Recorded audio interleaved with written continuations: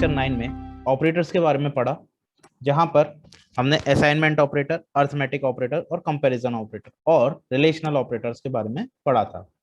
आज हम उनसे आगे सबसे पहले इंक्रीमेंट और डिक्रीमेंट ऑपरेटर के बारे में पढ़ेंगे।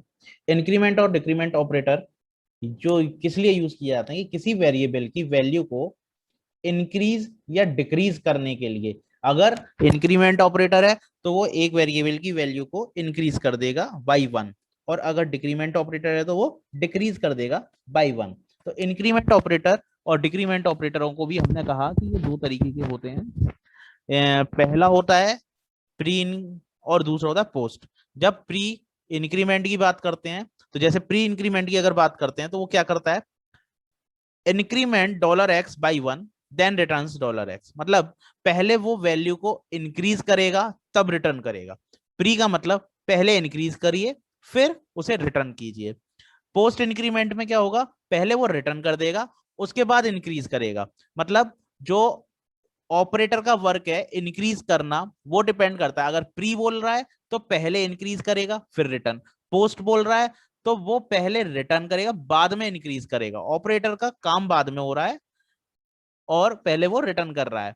इसी तरीके से प्री डिक्रीमेंट और पोस्ट डिक्रीमेंट होते हैं। जब प्री डिक्रीमेंट की बात होगी तो पहले वो डिक्रीमेंट करेगा फिर रिटर्न करेगा वैल्यू को।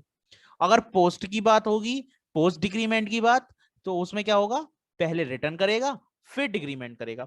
आइए देखते हैं इसका इम्प्लीमेंटेशन पर आते हैं। तो मैंने यहाँ पर दो वेरिएबल लिए, $x और $y। एक्स और वाई दो वेरिएबल लिए हैं जिनमें वैल्यू 20 और 30 दी है। अब मैं क्या करता हूँ, x के ऊपर इंक्रीमेंट के ऑपरेशंस लगाऊंगा और y के ऊपर डिक्रीमेंट के। अब x में मैंने क्या किया, पहले इंक्रीमेंट किया, लेकिन कैसा, प्री इंक्रीमेंट। तो प्री इंक्रीमेंट क्या करेगा, पहले वैल्यू को इंक्रीज करेगा फिर उसको रिटर्न करेगा। मतलब पहले ये वैल्यू बढ़ा देगा फिर प्रिंट करेगा। इसी तरीके से यहाँ प्री डिक्रीमेंट है तो y के संग प्री डिक्रीमेंट है तो क्या करेगा, पहले y की वैल्यू को डिक्रीज करेगा और फिर प्रिंट करेगा। देखिए यहाँ पे 20 वैल्यू है और 30 वैल्यू है। इंक्रीमेंट के बाद अगर पहले इंक्रीमेंट करता है तो ये 21 हो जानी चाहिए फिर प्रिंट होना चाहिए। और इसी तरीके से y की वैल्यू की बात करें तो पहले 30 है और डिक्रीज होनी है तो 29 हो जाएगी फिर ये प्रिंट करेगा। तो इसका हम जब इसका जब आंसर देखते हैं तो देखिए 29 और 21 है। दैट मीन्स कि पहले वैल्यू इसकी इंक्रीज हुई फिर वैल्यू प्रिंट हुई है, इसकी पहले डिक्रीज हुई तब प्रिंट हुई। अगर मैं इसी काम को बिना ऑपरेटर के करा रहा होता, मतलब बिना इंक्रीमेंट और डिक्रीमेंट ऑपरेटर्स के करता, यहाँ पे देखिए इसी काम को मैं बिना ऑपरेटर्स के करता, वो वैल्यूज प्रिंट कराई एक्स और वाई की, तो हमें 20 और 30 मिला पहले। और फिर हमने जब उसका प्री इंक्रीमेंट किया या डिक्रीमेंट किया तो प्री इंक्रीमेंट में एक्स की वैल्यू 21 हो जाती है प्रिंट, क्योंकि वो इंक्रीमेंट हुई पहले फिर उसको प्रिंट करा। इसी तरह से प्री डिक्रीमेंट में हुआ कि पहले उसको डिक्रीज किया फिर उसको y की वैल्यू को डिक्रीज किया और फिर उसको प्रिंट कर दिया। ये तो रहा प्री इंक्रीमेंट के केस में। लेकिन जब पोस्ट इंक्रीमेंट की बात करी तो हमने वही काम पोस्ट इंक्रीमेंट के साथ किया कि x प्लस प्लस किया और y माइनस माइनस किया। तो ये पोस्ट इंक्रीमेंट और पोस्ट डिक्रीमेंट हो गए। पोस्ट इंक्रीमेंट और डिक्रीमेंट के बाद हमें जो आंसर मिला वो मिला 21 और 29, वही सेम जो प्री इंक्रीमेंट और डिक्रीमेंट। क्योंकि इसने क्या किया, पहले एक्स के लिए बात करते तो एक्स प्लस प्लस ने क्या किया, पोस्ट इंक्रीमेंट था तो इसने क्या किया, पहले वैल्यू को प्रिंट कराया रिटर्न कर दिया, उसके बाद उसकी वैल्यू को इंक्रीज किया। इसका मतलब ये प्रिंट होते समय तो ये 21 रही, लेकिन जब इसको पोस्ट इंक्रीमेंट हुआ होगा तब इसका क्या हुआ होगा, इसकी वैल्यू इंक्रीज हो गई होगी। अब अगर मैं इसकी वैल्यू को देखूं तो वो 22 होगी एक्स की। सिमिलरली वाई माइनस माइनस के केस में जब पोस्ट हुआ तो उसने पहले उसकी वैल्यू 29 जो उसके पास थी उसी को प्रिंट कर दिया, लेकिन उसके बाद उसने उसको डिक्रीज किया होगा 28 हुआ होगा। तो मैंने वही काम यहाँ पर किया कि आफ्टर पोस्ट इंक्रीमेंट डिक्रीमेंट जब उसने ये वैल्यूज को प्रिंट कर दिया, तब मैंने कहा कि इन वैल्यूज को जब इसने डिक्रीमेंट और इंक्रीमेंट बाद में पोस्ट किया होगा तो इनकी वैल्यू बाद में क्या हुई होगी। तो मैंने ये वैल्यू यहाँ पर प्रिंट कराई आफ्टर इंक्रीमेंट और डिक्रीमेंट। तो देखिए वहां पर तो x प्लस प्लस हुआ था तो उसने 21 रिटर्न किया था, लेकिन उसके बाद मैंने जब दोबारा उसको x की वैल्यू को प्रिंट कराई तो उसने 22 की, और y की कराई तो वो 28। इसका मतलब वहां वैल्यू इंक्रीज भी हुई और वहां पर y की वैल्यू डिक्रीज भी हुई, लेकिन प्रिंट करते समय उसने पहले रिटर्न की जो वैल्यू उसके पास मौजूद थी। तो ये थे प्री इंक्रीमेंट, पोस्ट इंक्रीमेंट और डिक्रीमेंट। इसी तरीके से इंक्रीमेंट और डिक्रीमेंट ऑपरेटर्स पीएचपी में वर्क करते हैं। इसके बाद हम बात करेंगे लॉजिकल ऑपरेटर्स। बेसिकली जब हमारी कंडीशनल स्टेटमेंट्स होती हैं उनको एक साथ कंबाइन करने के काम आती हैं। जैसे हमने वहां पर जब आपके कंपैरिजन ऑपरेटर्स को हमने स्टडी किया था, तो वहां हमने इफ स्टेटमेंट को यूज किया था। इफ स्टेटमेंट में अंदर कंडीशन थी, वहां सिंगल कंडीशन को एक बार में चेक कर रहे थे।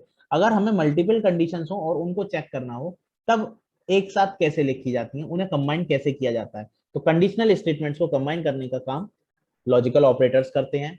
यहाँ पर बेसिकली चार तरह के ऑपरेटर होते हैं। एक एंड होता है, और होता है, जोर होता है, और एक नॉट होता है। एंड ऑपरेटर दो कंडीशंस को जोड़ता है एंड के साथ या लॉजिकल एंड के साथ। इसमें क्या होता है कि दोनों ही कंडीशन अगर ट्रू होंगी तभी आपका रिजल्टेंट ट्रू होगा, अदरवाइज फॉल्स रहता है। और के केस में जब और लगता है और से कंबाइन की जाती हैं दो कंडीशंस, तो दोनों कंडीशंस में अगर कोई भी एक ट्रू हो गई और दोनों ट्रू हो गई तो आंसर ट्रू रहता है, अदरवाइज फॉल्स रहता है।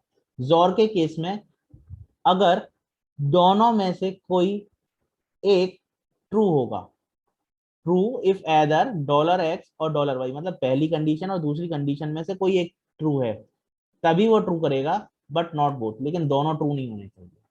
ठीक है। नेक्स्ट नॉट ऑपरेटर आता है। नॉट ऑपरेटर क्या करता है कि जो आपकी वैल्यू है उसको रिवर्स कर देता है। अगर आपकी कंडीशन ट्रू आ रही है तो उसको फॉल्स शो करेगा, अगर फॉल्स है तो उसे ट्रू शो करेगा। These are logical operators. आइए इनका इम्प्लीमेंटेशन देखते हैं। जी स्टूडेंट्स, मैंने यहाँ पर एक एज ली है।